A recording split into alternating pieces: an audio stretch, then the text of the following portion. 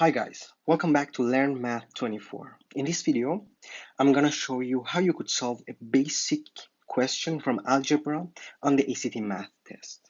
Here's an example. Which of the following expressions is equivalent to 5y squared minus 3y cubed minus 7y squared?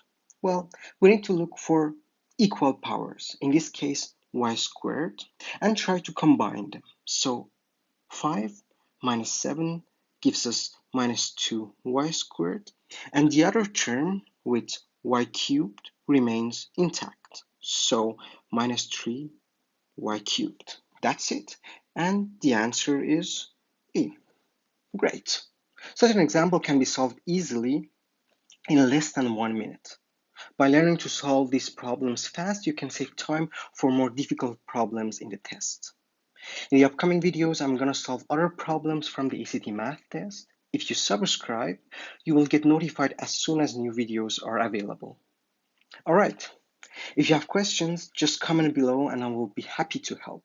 Thanks for watching and see you in the next video.